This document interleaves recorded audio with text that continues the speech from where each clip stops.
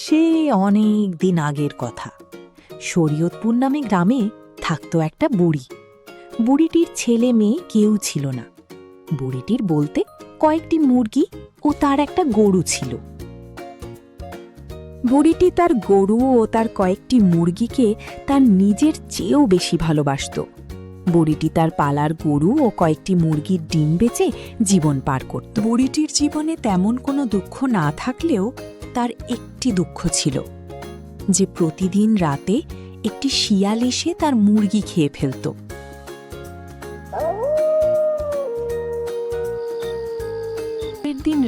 যাই, রাত তো হলো, বুড়ির খামার থেকে একটি মুরগি ধরে আনি।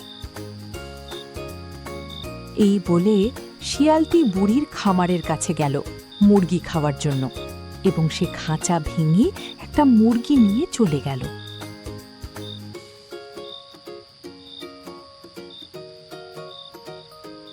ঠিক তারপরের দিন রাতে শিয়াল আবার বুড়ির খামারে এলো মুরগি খাওয়ার জন্য। তখন মুরগির শব্দে বুড়ির ঘুম ভেঙে গেল। বুড়ি ঘর থেকে একটি লাঠি নিয়ে বের হলো, কিন্তু বুড়ি শিয়ালকে মারতে পারল না।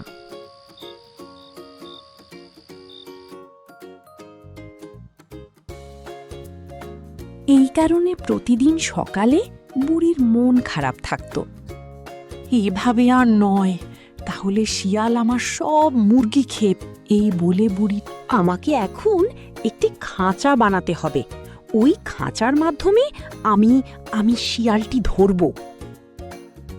এই বলে বুড়িটি কষ্ট করে রোদে ভিতরে বসে বসে খাঁচা বানাতে লাগল, এবং শেষমেশে বুড়িটি খাঁচা বানাতে সক্ষম হল।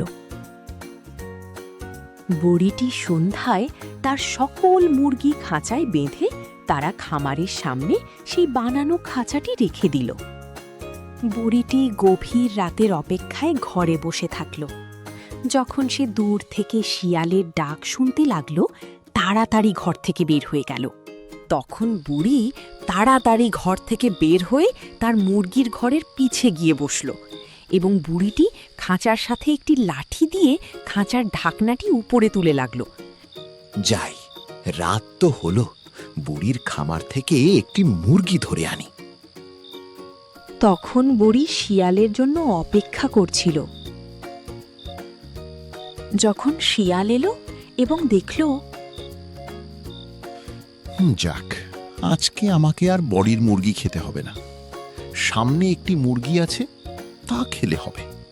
বুড়ি দূর থেকে সব দেখছিল।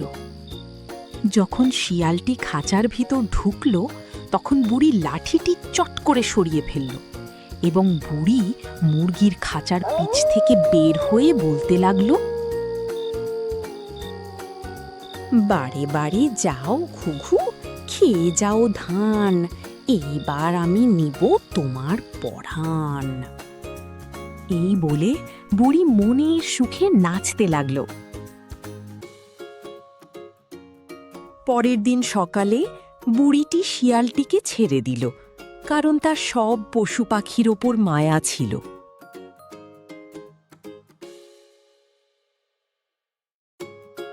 আর রাতে যখন শিয়াল বুড়ির মুরগি চুরি করতে আসে, তখন শিয়ালের বুড়ির বুদ্ধির কথা মনে পড়ে, এবং শিয়ালটি প্রতিবার পালিয়ে যায়।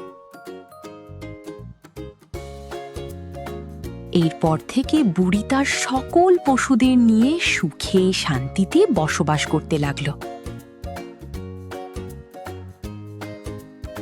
বন্ধুরা, আমাদের নতুন চ্যানেলে একটি লাকি ড্র অনুষ্ঠিত হতে চলেছে, যেখানে তোমরা সুযোগ পাচ্ছ যে তোমাদের নামে আমাদের কার্টুনগুলো তৈরি হবে।